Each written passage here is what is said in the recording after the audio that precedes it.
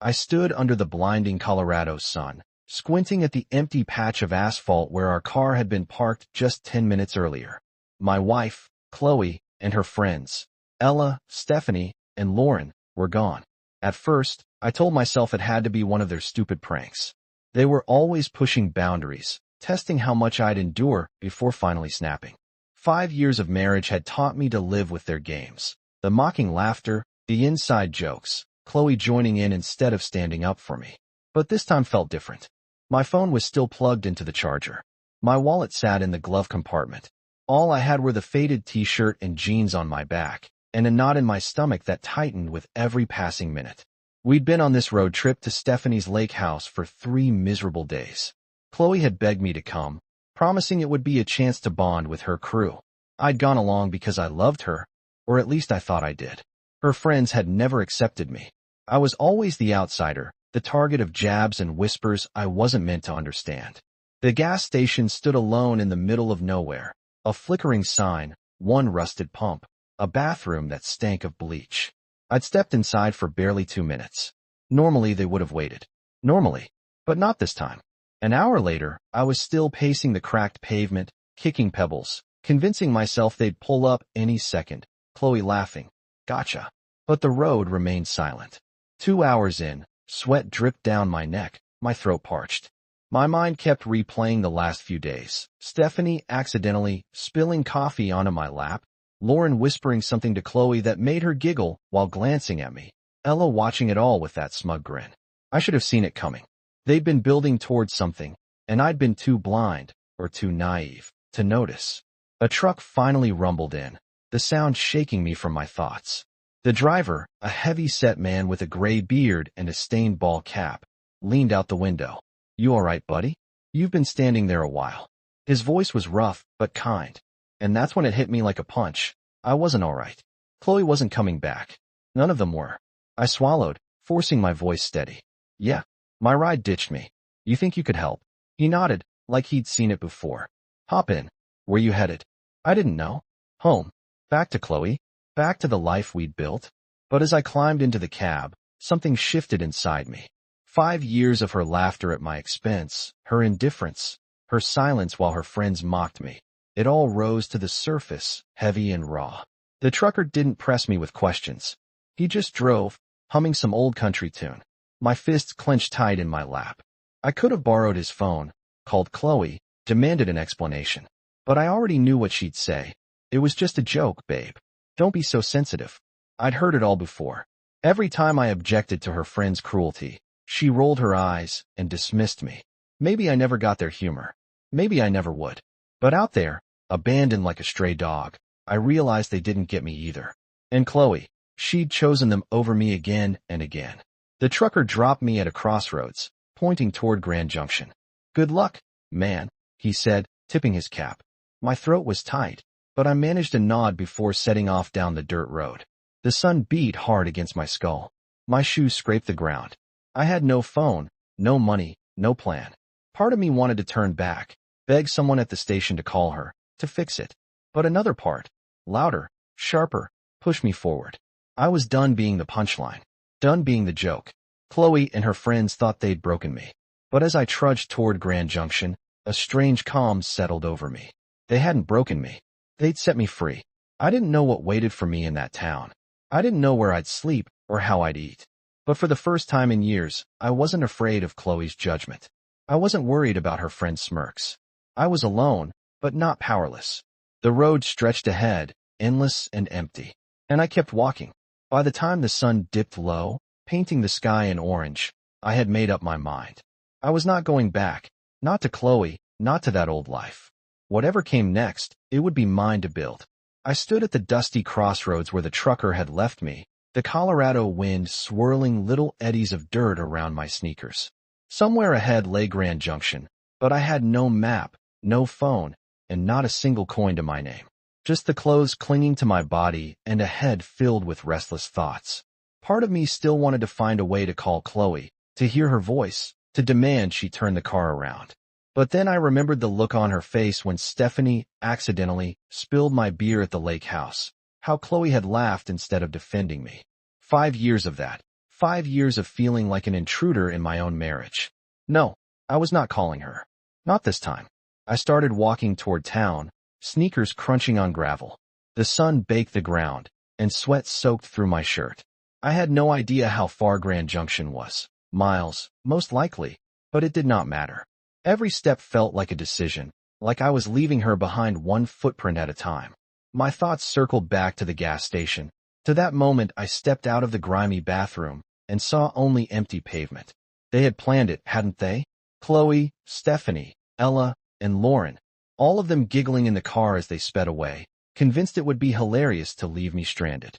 I could almost hear Chloe saying, "He will figure it out. He always does."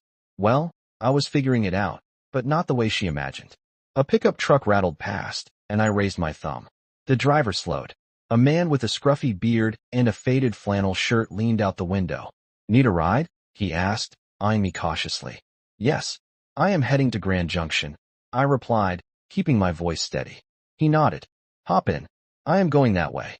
I climbed into the passenger seat, grateful for the break. The cab smelled of oil and cigarettes, but it was better than walking. "What is your story?" he asked as we rolled down the highway. I hesitated, then shrugged. "Got left behind by people I thought I could trust."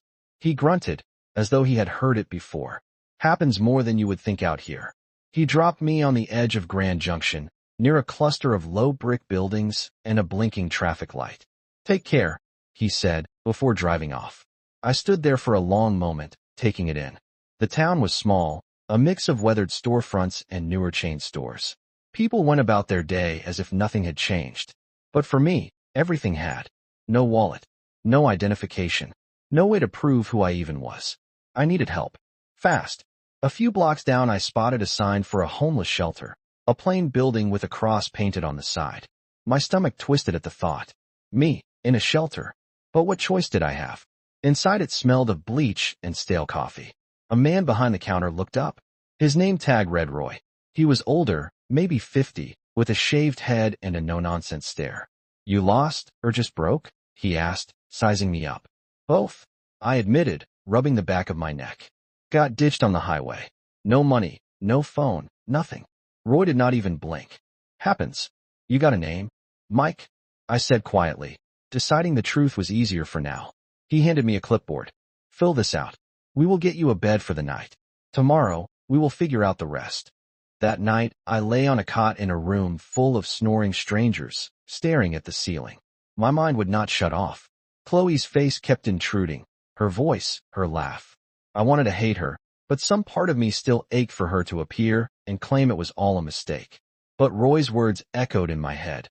"Tomorrow we will figure out the rest." And Roy did not waste time. The next morning he sat me down with a cup of weak coffee and a plan. "You need identification to do anything. Job, bank account, whatever. Takes time, but we will start the process. In the meantime, you need cash." I nodded, feeling useless. "Do you know anywhere hiring?" Roy smirked. "There is a diner down the street. Owner is a tough old broad named Jacqueline. Tell her I sent you." The diner was a squat little place called Jackie's, with red vinyl booths and a jukebox humming in the corner. Jacqueline stood behind the counter, wiry, in her 60s, tattoos snaking up her arms, her voice as rough as gravel. "Roy says you need work," she said without even looking at me. "Yes, anything you have," I answered, shifting on my feet. She squinted, sizing me up. "Dishwasher quit yesterday. Pay is lousy, hours are long. You steal from me, you are dead. Start now." I blinked, caught off guard, but nodded. "All right, I am in." She tossed me an apron.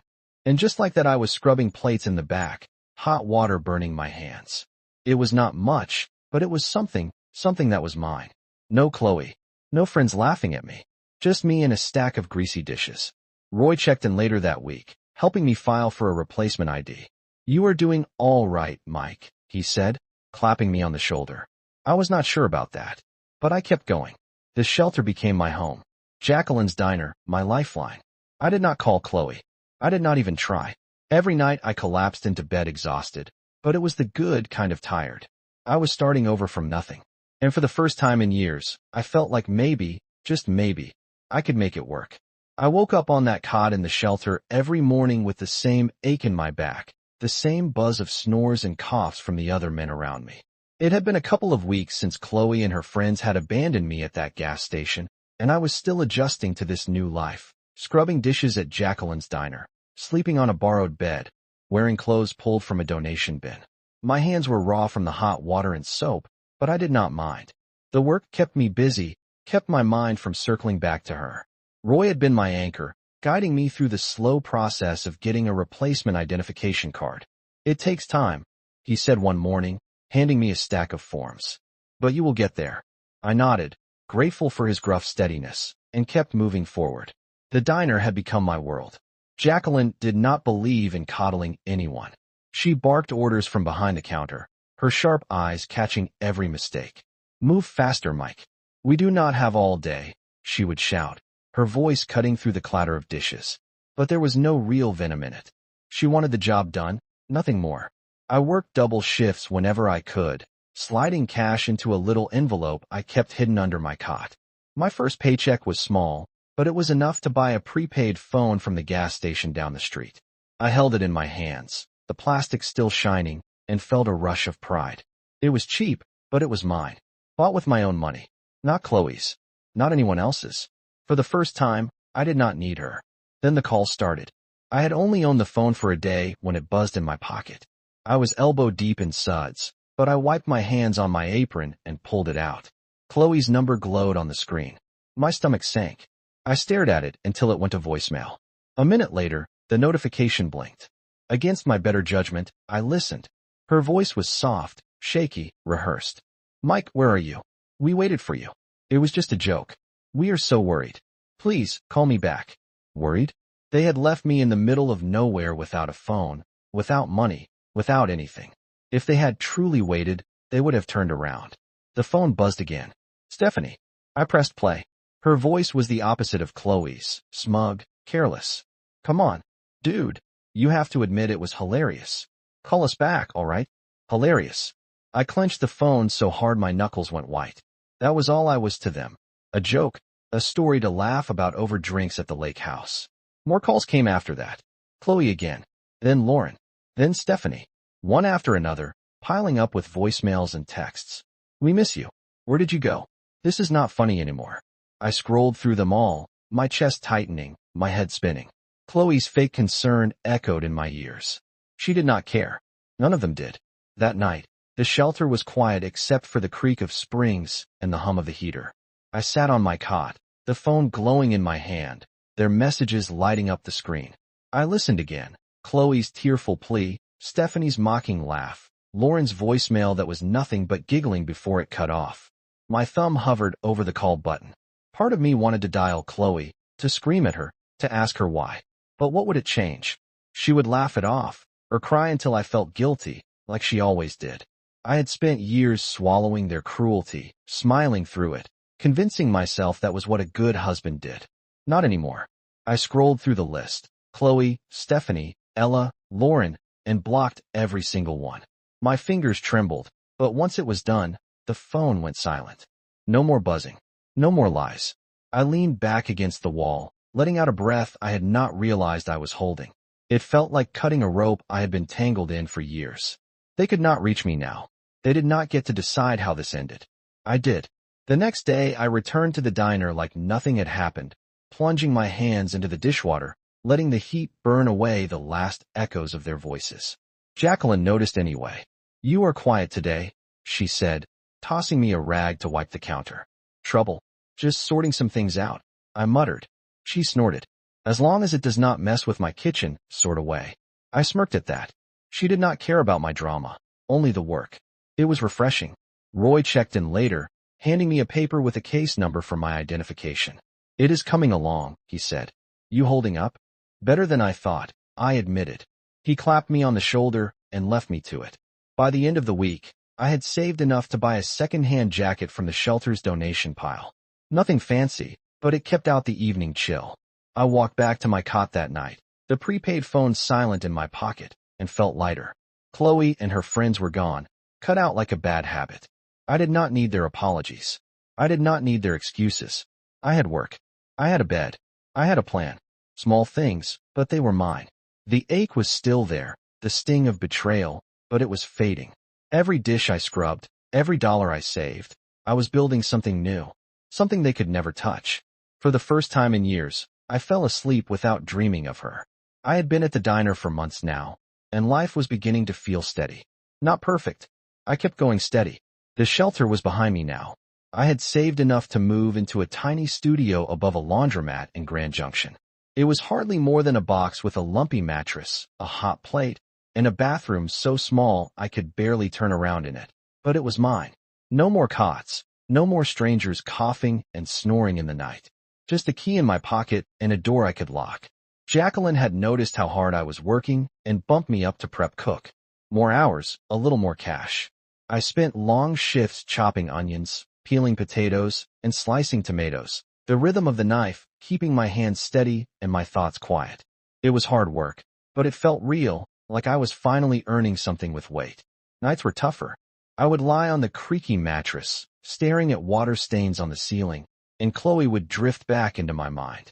Her smile, her laugh, not the cruel one she saved for when her friends were around, but the soft one from when things were good, before I became her favorite target. I would wonder where she was, if she missed me, if she even cared. The loneliness pressed down like a cold weight in my chest. But morning always came, and with it the diner, the steady work, the steady routine. No judgment, no mocking voices, just me. Free to breathe, free to be. One night after a long shift, restless and bored, I started scrolling on my prepaid phone. I had kept it clean, no contacts, no ties to the past. But curiosity dug at me until I made a fake account. No photo, random name, and searched her. Chloe's profile appeared, still wide open, still full of her perfect life. Pictures from the lake house. Stephanie grinning with a drink in her hand. Ella posing by the water. Then I saw it. A post about me. A photo of us from years ago, smiling at a picnic. Her caption, missing my love. I pray he finds his way back to me. I froze, staring at the screen. Missing me? She had driven off and left me to rot in the middle of nowhere, and now she was painting herself as the grieving victim. My thumb shook, but I scrolled down. Comments lined up beneath it. Stephanie, he will turn up. Do not worry. Lauren, sending hugs. I almost laughed. It was so fake, so Chloe. They were all still in the game, still playing me as the fool who had walked away. But I was not that man anymore. Not the man in the picnic photo who smiled while they tore me down. The next day at the diner, I was quiet. Too quiet. Jacqueline noticed, as she always did. You look like someone kicked your dog, she said, sliding a plate of fries my way during a slow moment. I picked at the food and shrugged. Just thinking too much. About what? Her tattooed arms crossed. That ex of yours? I froze, surprised she had guessed. I had never told her the whole story, only fragments. Yeah, I admitted. Saw something online. She is acting like she is the one who got hurt. Jacqueline snorted, loud and sharp. Sounds like a real piece of work. Good riddance, kid. I nodded, managing a small smile. She was right. Good riddance. Work kept me grounded. I diced vegetables, flipped burgers when the cook needed a hand, wiped down counters, scrubbed pans. The diner had regulars now, folks who nodded at me or left an extra dollar on the table, and it felt good, like I was part of something. My hands had calluses, my arms stronger from hauling crates. I caught my reflection sometimes in the diner's glass door. Tired eyes, messy hair, but a man who was holding it together, day by day. I stopped checking Chloe's profile. Whatever story she was spinning, whatever mask she was wearing, it did not matter. I had my studio. I had my job. I had my life. Small, yes, but mine. The loneliness still came sometimes, especially late at night when the laundromat hummed and rattled below me. But it was softer now, easier to carry. I woke each morning to the smell of detergent drifting through the floorboards, pulled on my boots, and stepped into the cold air. No one was waiting to mock me. No one rolled their eyes at my words. I was just Mike. Plain Mike. And it was enough. For the first time in years, I felt steady, standing on solid ground. Freedom was not loud or flashy. It was this. A key in my pocket, a paycheck in my hand, a choice that belonged to me. And I was not giving it back. I had been living above the laundromat long enough to settle into a rhythm. Work at the diner, save my cash, sleep in my own space. The days blurred together, but they were good days. Steady days. Until she walked in. Sienna. She began showing up at Jacqueline's diner twice a week, always sliding into the same booth by the window with a stack of textbooks and a pen in her hand. From the way she muttered medical terms under her breath while scribbling notes, I figured she was a med student. Her order never changed. Denver omelet, no tomatoes, endless coffee. She barely glanced up when I set her plate down. I found myself watching sometimes, amused at how deeply she disappeared into her studying, her fork suspended halfway to her mouth for a full minute before she realized it. Maybe I was bored, or maybe I just wanted to see her crack a smile, but I started playing small games. I swapped my name tag for random ones, Bob one day, Steve the next, Carl after that, just to see if she would notice. She didn't at first, buried too deep in her books. Then one morning, I walked over with Rusty pinned to my shirt. She finally looked up, eyes narrowing as they flicked from the tag to my face.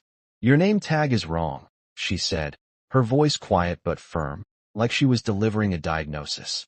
I grinned, caught off guard. "Is it?" I shot back. Even though Rusty was my real name was Mike, and she had never even asked. She smirked, just a little, then bent back over her notes. That was it. Our first real moment. But it stayed with me. Work kept me busy, but Sienna became the highlight of my week. She would come in, order the same thing, and I would find excuses to stop by her table, refilling her coffee, clearing her plate, asking if she needed anything. She would nod or mumble a thanks, but that smirk stayed with me like a challenge. One day she arrived looking worn out, her hair messy, her books piled higher than usual. "Rough night?" I asked, setting her coffee down. She sighed, rubbing her eyes. "Exams. I haven't slept in 2 days." I nodded, not pressing, but slipped an extra hash brown onto her plate when she wasn't looking. She noticed, looked up, and said, "You're sneaky." I shrugged. "Got to keep you awake somehow." Our first date wasn't even planned. She came in one evening dressed differently, jeans, a nice top, not her usual sweatshirt. She told me her friends had bailed on a reservation at some fancy pizza place across town. "I'm not wasting it," she muttered, then looked at me. "You free?" I was wiping down the counter, my shift nearly over, Jacqueline within earshot. "Go on, kid," she barked, waving me off. "You're no use to me moping around." So I went. We split a pepperoni pizza and a pitcher of soda, and she laughed, really laughed, when I told her about the name tag trick. "I knew it wasn't Rusty," she said, her eyes bright. "You're not that old." We talked all night. Her med school stress, my diner job, stupid things like favorite movies. It was easy, natural, like we had known each other for years. 6 months later, she moved into my little studio. It was cramped, her books stacked everywhere, and we tripped over each other cooking on the tiny hot plate. But I didn't care. She studied late, her lamp glowing while I slept, and I would wake to her muttering anatomy terms in her dreams. It was strangely comforting. A year after that, we upgraded to a bigger apartment. A real place with a kitchen and a couch that didn't smell of bleach. Sienna was nothing like Chloe. She didn't mock me. She didn't make me feel small. When I doubted myself, she would look me in the eye and say, "You've got this." And somehow, I believed her. We cooked together, watched old shows, argued about dishes in the sink. It was simple, but it was ours. Meanwhile, Chloe wouldn't let go. She found my email somehow, probably from an old bill. The first message came a few weeks after Sienna moved in. It appeared on my phone while I was chopping peppers at the diner. "Mike, I just want to know you're okay. I miss you." "We all do." I stared at the words, my knife hovering over the cutting board. Miss me? She had left me at a gas station with nothing, laughed with her friends, and now she missed me? I deleted it without replying. More came after that. Some short, some long, all dripping with the fake sweetness she had mastered. "I messed up, I know. Please talk to me. I saw your grandmother. She's worried." I read them, felt that old ache tugging at me, then hit delete every time. Sienna caught me once, frowning at my phone. "Who's that?" she asked. "Nobody," I said. She didn't press. She didn't have to. I was not going back. Life with Sienna was good, better than I thought I deserved. The diner was humming, my hands steady, and Chloe's emails became background noise I could ignore. I had built something new, something solid, and every day with Sienna proved it. She teased me about my cooking, I teased her about her singing, and at night we fell asleep tangled together on that secondhand couch. Chloe could write all she wanted. I didn't know her a thing. My world was here now, with Sienna, and I wasn't letting go. I stood in Jacqueline's kitchen flipping a burger, the sizzle filling the air as grease popped against my apron. Things were good, better than good. Sienna and I had settled into our new apartment, a step up from the cramped studio. It had a real bedroom, a stove that didn't smoke, and a window that let in sunlight. Life felt steady, like I had finally climbed out of the hole Chloe and her friends had buried me in. Work was consistent. My home was warm. My heart, finally, was steady. I had been at the diner long enough that Jacqueline started trusting me with more than dishes and prep work. She leaned on me now, barked less, and gave me curt nods whenever I handled things right. That afternoon, during a lull, she waved me over to the counter. Her sharp eyes pinned me like she was about to drop something heavy. "Mike," she said, wiping her hands on a rag. "You're not half bad at this." I smirked, waiting for the punchline, but her face stayed serious. "I'm opening a second spot across town. Smaller place, but it'll be mine. I need someone to run it. You in?" I froze, spatula in hand, the burger hissing on the grill behind me. Me? Running a diner? I had gone from scrubbing plates to cooking, sure, but managing an entire place? "You serious?" I asked, my voice rougher than I intended. "Do I look like I'm joking?" she shot back. "You've got the work ethic. You don't steal, you don't whine. Say yes or no." My head spun. A year ago, I was abandoned at a gas station with nothing. Now I was being offered this. Part of me wanted to say no, convinced it was some setup, another trick waiting to collapse. That night I sat on the couch, Sienna's couch, our couch, staring at the TV without seeing a thing. She came home from a late study session, dropped her bag, and caught me brooding. "What's up?" she asked, kicking off her shoes. I told her about Jacqueline's offer, my voice low, like saying it out loud might break it. "She wants me to run her new diner. Me. In charge." Sienna dropped onto the cushion next to me, her knee brushing mine. "And you're thinking about turning it down?" she asked, reading me the way she always did. I rubbed the back of my neck. "I don't know. What if I screw it up?" She grabbed my hand, her grip firm. "Mike, you're already running that place half the time. Orders, schedules, fixing things when Jacqueline is too busy yelling at someone else. Just make it official. You've got this." Her words hit me like a shove I didn't know I needed. She didn't doubt me for a second. That was new.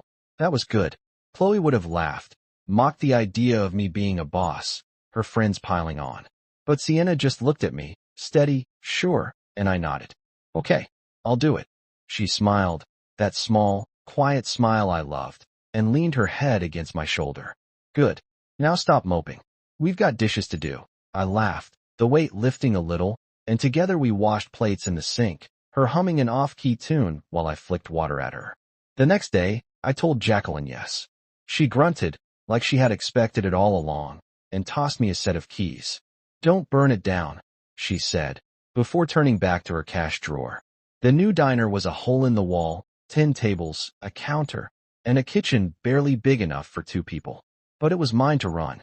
The first week was chaos, waitresses forgetting orders, me burning a whole batch of fries, but I learned. Sienna had been right. I already knew how to do it, just without the title. Soon the place started humming, regulars drifting in, truckers making it a stop. Jacqueline even dropped by once, surveying the scene with her hawk's eyes. She gave a single nod. "Not bad, kid." I felt taller than I had in years. Then came Chloe's email. I was in the new diner, scrolling through inventory on my phone, when her message flashed across the screen. "Mike, your grandmother has been asking about you. Please, let us know you're alive." My stomach twisted. Grandma. She had always been kind, sending me cards even after I married Chloe. But Chloe using her now, dragging her into this. It was a cheap shot, another hook to reel me back. I could picture Chloe at the keyboard, fake tears in her eyes, trying to guilt me the way she always had. I deleted it instantly, my thumb jabbing the screen harder than necessary. She didn't get to use Grandma against me. Not anymore. So I buried myself in work. The diner grew busier. Truckers stopped in, locals struck up conversations, and people began treating me like I belonged. I'd come home to find Sienna studying at the table, her books spread wide, and she would ask how my day went. "Good." I'd answer, and for once I meant it. We would cook dinner together, nothing fancy. Pasta, burgers, talk about her classes, about the future. Chloe's emails kept coming, piling up in my trash folder unopened. She was a ghost now, a shadow I refused to acknowledge. My life was here. The diner. Sienna. The keys in my pocket. I had been abandoned once, left with nothing, and I had built something better from the ground up. Something no one could take from me. Every night, I locked the doors, drove home to Sienna, and felt like a man who had finally found his footing. Years passed. I was flipping eggs in the kitchen of my third diner, the one on the edge of town, when my phone buzzed in my pocket. The morning rush was roaring, truckers shouting for coffee, waitresses weaving through the aisles, and I almost ignored it. 15 years had turned me into someone new. Sienna and I were married now, with 2 kids tearing up our house, and 3 diners keeping me on my toes. My life was good, loud, full. Nothing like the empty shell I had been when Chloe left me at that gas station. I wiped my hands on my apron, pulled out my phone, and saw the notification. LinkedIn. Someone viewed your profile 27 times today. My stomach tightened. I hardly ever touched LinkedIn. Just a bare-bones page with my name, the diners, and a blurry photo Sienna once forced me to take. But 27 profile views in one day? That wasn't normal. I tapped the notification open, the grill hissing behind me, and there it was. Chloe. Her name hit me like ice water. Right there on the screen, tied to some company I didn't care about. 27 times. She had been digging, circling back to my life over and over. I set the phone down, gripping the counter to steady myself. 15 years gone, and she was still finding ways to creep in like a shadow I thought I had left behind. I flipped eggs without even looking, my mind racing. What did she want? Why now? I had blocked her emails years ago, ignored her guilt trips, built an entire world without her. But here she was again, silent yet loud in my head. The diner smelled of bacon and syrup, plates clattering, the hum of voices keeping me tethered. I slid the eggs onto a plate, passed it to a waitress, tried to focus. Coffee refills, hash browns starting to burn, but Chloe's name stayed stuck in my mind. I pictured her clicking through my profile, seeing the diners, maybe even noticing the old job at Jacqueline's that I had listed. Did she know about Sienna? About the kids? I hadn't posted much, just enough to look legitimate. But 27 views meant she was searching hard. Sweat stung my forehead, half from the heat, half from nerves. I pulled out my phone again. Her profile stared back. Chloe, older now, hair cut short, a tight smile frozen in her picture. Consultant, the bio read. I didn't scroll further. Didn't need to. I stepped into the back, the cramped storeroom stacked with flour bags and cans, and leaned against the wall. My heart thumped like I'd sprinted a mile. 15 years, a wife, 2 kids, 3 diners, and she could still rattle me. I hated that. Hated that she still had a hold, even in silence. I'd worked to bury her, to forget the gas station, the laughter, the humiliation. And yet here she was again, not speaking, just watching. Was it jealousy? Anger? Desperation? I ran a hand through my hair, pacing the tight space. A part of me wanted to fire off a message. What's your deal? But I stopped myself. That's what she wanted. For me to reach out, to open the crack just wide enough for her to slip through. So I shoved the phone away and threw myself into the rush. Cooking, pouring coffee, wiping tables when the waitresses got slammed. The regulars nodded at me. Someone asked for extra ketchup, and I kept moving, kept my hands busy. But Chloe lingered, 27 clicks echoing in the back of my mind like an itch I couldn't scratch. I didn't tell Sienna that night. She was on the couch folding laundry, the kids shouting upstairs about some game. Busy day? She asked, glancing up. Yeah, I said, forcing a smile and kissing her forehead. Same old. She didn't press, just handed me a pile of socks to sort. I sat there folding, pretending everything was fine. The house smelled of chicken and rice, her go-to, and the kids tumbled down begging for dessert.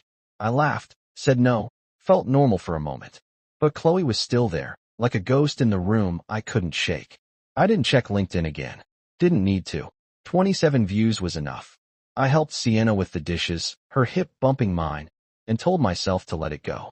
My life was here, 2 kids arguing over the last cookie, a wife who didn't laugh at me, diners I had built from nothing.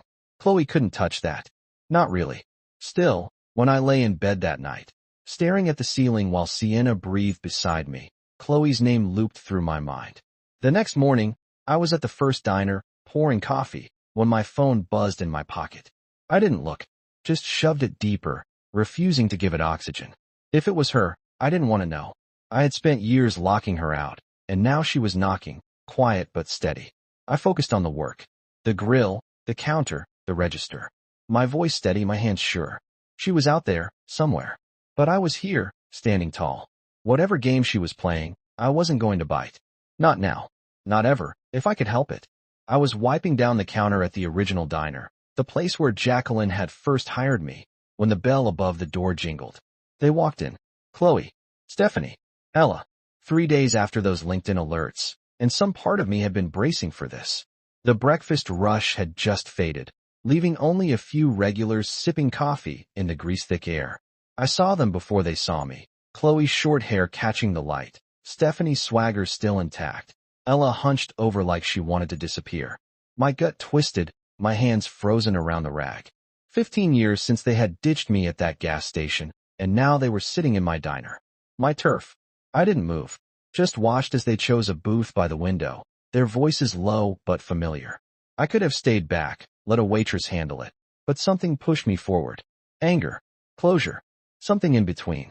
I grabbed the coffee pot, more for something to grip than to serve, and walked over. Chloe noticed me first. Her eyes widened, her mouth falling open. "Oh my God, it's you," she said, her voice trembling like she hadn't practiced the line. Stephanie leaned back, smirking like old times. "Well, look at you. Big shot now." Ella peeked up, then dropped her gaze quickly, her fingers twisting the edge of the menu. I stood there, the weight of 15 years pressing down, the smell of bacon and coffee thick in the air, staring at the ghosts who had once left me behind.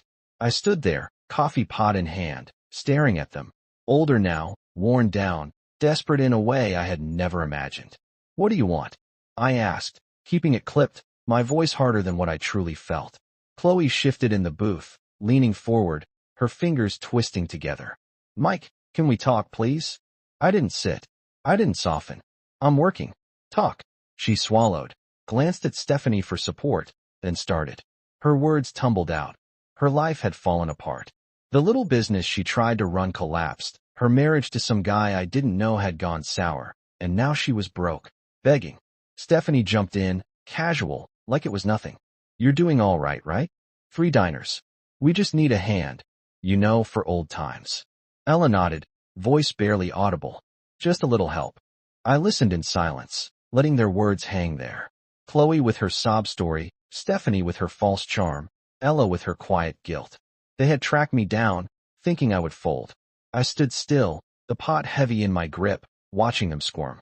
Chloe's eyes glistened, Stephanie's smirk twitched, Ella shredded the edge of her menu with nervous fingers. My mind flashed back to her 27 views on my LinkedIn profile, to their sudden reappearance here. They thought I would cave. Because I used to wait, I muttered, turning away. I walked to the office, a cramped room with a desk and a mountain of receipts. My boots thudded heavy on the floor. They wanted money. After leaving me with nothing. After laughing at me. They thought I'd just hand it over. I dropped into the chair, its frame creaking, and stared at the wall. My hands trembled, not with fear, but with anger. I could have yelled, thrown them out, made a scene. Instead, I grabbed an envelope, wrote a check, and walked back. They were still there, whispering, heads snapping up when I approached. I dropped the envelope in front of Chloe and watched her fingers snatch it up. For a second her face lit, until she opened it. $73.50. The exact price of a Greyhound ticket from Grand Junction back home, 15 years ago. Her smile collapsed. Stephanie snatched the check, glaring. "What the hell is this?" I leaned in, my voice low and steady. "That's what it would have cost me to get back to you that day. I didn't. You don't get more than that." Chloe's mouth opened, but nothing came out. Stephanie shoved the check back at me. "You're a real jerk, Mike. After everything." I cut her off. "After everything? You left me. You laughed. This is me being generous." Ella flinched, her hands balling into fists, but she stayed quiet. I straightened, looking at the 3 of them. Chloe pale, Stephanie fuming, Ella shrinking into herself. "It's time to leave," I said, loud enough for the diner to hear. "Don't come back." I turned, walked back to the counter, my heart pounding but my steps steady. The waitress hovered, uncertain, but I waved her off. "They're done," I said, grabbing a rag. They sat for a moment, stunned, then scrambled up, Chloe shoving the envelope into her purse, Stephanie muttering curses, Ella trailing behind. The bell over the door jingled, and then they were gone. The diner slipped back into rhythm. Coffee pouring, forks clinking, like they had never been there. I poured myself a cup, my hand steady now. They had come begging, convinced I'd bend. Instead, I shut them down. Not loud, not messy, just cold. Final. I sipped the bitter coffee and watched the regulars chat, oblivious. Chloe's tears, Stephanie's rage, Ella's silence, they didn't matter. I had given them what they gave me once. Just enough to walk away. The diner hummed around me. My diner, my life, and they were out of it. I finished my shift, locked up, and drove home, the weight peeling away with every mile. They had tried, and they had lost. That was all. Later, I leaned against the diner's front window, the glass cool against my arm, watching them outside in the parking lot. They had stormed out, the check still in Chloe's fist. Stephanie was loud, chopping the air with her hands, her face twisted with fury. Chloe stared at the ground, shoulders slumped, the envelope crumpled in her grip. Ella hung back, arms crossed tight, looking like she might bolt or break. I couldn't hear them through the glass, but I didn't need to. They had come here to beg, to reel me back, and I had sent them away empty. Now they were unraveling, and I just stood there, watching, feeling nothing. The sun sank low, painting the lot orange, shadows stretching long across the gravel. Stephanie jabbed a finger at Chloe, blaming her, no doubt, for dragging them into this. Chloe shook her head slowly, tiredly, then shoved the envelope into her purse like it was garbage. Ella's eyes flicked toward the diner. For a heartbeat, they locked on mine. Then she looked away. I didn't move, didn't blink. My coffee mug cooled on the counter behind me. They could fight all night out there. It didn't touch me anymore. I turned, lifted the mug, took a sip. Cold, bitter, but I didn't care. The diner was quiet again, just a couple of regulars lingering over pie, the jukebox humming some old tune. I wiped the counter clean, slow and steady, letting the rags soak up the last of the day. The waitresses worked around me, clearing tables, casting me quick glances. But I was steady. The ghosts were gone. The staff kept their mouths shut, but I could feel their eyes on me. They knew something had gone down. 3 women walking in, me walking out with an envelope. Nobody asked. One waitress stacking plates finally said, "You good, Mike?" "Yeah." I answered, short and clipped, and went back to wiping the counter. I didn't want their questions. Didn't want to drag it out. Chloe and her crew were gone, and so was I, from that part of my life. The truck's engine rumbled under me as I drove home, headlights cutting through the dark. My hands gripped the wheel tight, my mind replaying it all. Chloe's face when she saw the check, Stephanie's snarl, Ella's silence. Shutting them down had felt good, mostly. But there was an itch under my skin, a nagging thought I couldn't shake. They had looked desperate, broken. Chloe especially, with her sob story about her life falling apart. 15 years ago, I might have cared. I might have chased them down, tried to fix it. Not now. The house came into view, lights glowing, Sienna's car in the drive. I let out a breath. This was real, my family, my life. Not them. I walked in, kicked off my boots by the door, the smell of leftover lasagna drifting through the air. Sienna sat at the kitchen table, papers spread out, a pen in her hand, grating again, probably. The kids' voices were muffled upstairs, not asleep yet, but close. She looked up, glasses low on her nose. "Hey," she said softly, tilting her head. "You okay?" I nodded, pulled out a chair, and sat across from her, my hands flat on the table. "They came by," I said, keeping it simple. Her eyebrows rose, but she waited. "Chloe, Stephanie, Ella. Asked for money. I gave them bus fare. Told them to leave." She set her pen down, leaned back, her eyes steady on mine. "Bus fare?" she asked, the corner of her mouth twitching. $73.50, I told her. The exact cost of a Greyhound ticket from Grand Junction. All those years ago. Chloe's face fell. Stephanie snapped. I walked away. Sienna listened without interrupting, her hand resting on the table, calm as ever. When I finished, she reached over, her fingers brushing mine. "They can't take anything from you unless you give it to them," she said, her voice firm but quiet. I looked at her, those words sinking deep. "Yeah," I whispered, my throat tight. She squeezed my hand once, then picked her pen back up, leaving me there lighter than I had felt in a long time. She didn't need to say more. She got it. She got me. And that was enough. Later, we heated up the lasagna and ate, just the two of us. The kids finally quiet upstairs. My head kept drifting back to the parking lot. Stephanie's shouting, Chloe's hollow stare, Ella's shrinking into herself. But it didn't matter. They had come for a handout, and I'd handed them a mirror instead. Sienna didn't ask more. She talked about our son's math test, our daughter's new obsession with drawing cats. I smiled, nodded, let her pull me back into the present. After we cleaned up, her hip brushed mine at the sink, and for the first time that day, I felt steady again. That night, lying in bed with Sienna breathing slow beside me, I stared at the ceiling. The house creaked, the kids shifted in their rooms, and the scene replayed again. Those three in my diner, then outside, falling apart. They couldn't touch this. My family, my diners, me. I'd shut the door, locked it tight, and left them on the other side where they belonged. The itch was still there, faint but fading. Sienna was right. They had nothing I didn't give, and I had given them the end. I closed my eyes, the days slipping away, and slept hard. Done with their ghosts for good. Weeks later, I stood in my kitchen stirring a pot of chili on the stove, the smell of spices filling the air. It had been that long since Chloe, Stephanie, and Ella walked into my diner, since I slid that $73.50 check across the table and watched them unravel in the parking lot. I hadn't seen them since. No calls. No emails. Not even a whisper online. They were gone. Really gone. The quiet that followed settled deep, like a storm finally passed. Life rolled on. Sienna grading papers at the table. The kids chasing each other in the backyard. The diners humming with regulars. It was mine, my world. And they couldn't touch it. I stopped looking over my shoulder. Stopped waiting for the knock. The chili bubbled, steam rising. I tasted it. Needed salt, maybe pepper. Sienna glanced up from her stack of tests, her glasses slipping down her nose. Smells good, she said with a smile. Better be, I shot back, grinning. She laughed, soft and easy. The kids burst in from the yard, our son waving a muddy stick, our daughter shouting about some bug she had found. Both of you, wash up, I barked, pointing to the sink. They groaned but obeyed, splashing water everywhere.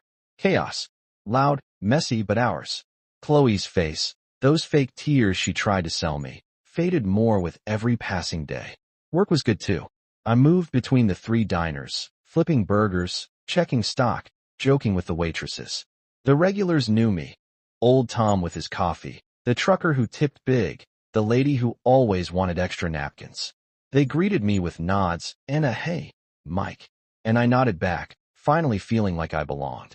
One morning, Jacqueline stopped by the first diner. Her tattoos faded now, but her eyes still sharp. Her glare was still sharp as ever, but her words cut deeper than she realized. You didn't screw it up, she said, glancing around the diner. Then she clapped my shoulder once and left. High praise coming from her. I laughed under my breath as I poured coffee for a table, thinking about how far I had come, from being a nobody stranded at a gas station to this. My place. My life. I didn't check on Chloe anymore. No fake social media accounts. No late night scrolling. I had done that once, years back, when I saw her parading around as the grieving widow. But now, I didn't need to know. She was out there somewhere, living whatever scraps of a life she'd pieced together after her business failed and her marriage collapsed. Stephanie and Ella, too. Maybe still angry, maybe still pointing fingers. None of it mattered. They had come begging. I had shut the door. That $73.50 check was the last piece of me they'd ever get, just enough to walk away, the way they once left me. I didn't feel bad. I didn't feel guilty. I felt free. That weekend, Sienna and I took the kids to the park. The air was crisp, the leaves crunching under our boots. Our son ran ahead, kicking a ball across the grass, while our daughter clung to my hand, pointing excitedly at every squirrel that darted by. Sienna walked beside me, her arm brushing mine, and we didn't say much. We just breathed. We just lived. For a moment, I thought about Chloe, her showing up, her voice cracking, but then I let it go. She couldn't take this from me. Couldn't even come close. I had built it all without her, despite her, and it was better than anything she'd ever offered. You're quiet, Sienna said, nudging me. Just happy, I replied. She squeezed my hand, and she knew I meant it. Back home we ate chili that turned out too spicy. The kids complained, but shoveled it down anyway. I sat at the table, watching them bicker over the last roll while Sienna rolled her eyes at their noise. This was it. The best revenge, if you could even call it that. Not some dramatic fight. Not rubbing it in anyone's face. Just living well. Living real. Chloe had wanted me broken, crawling back. I hadn't. I had walked away from that gas station, from her, and kept going. Roy at the shelter. Jacqueline's diner.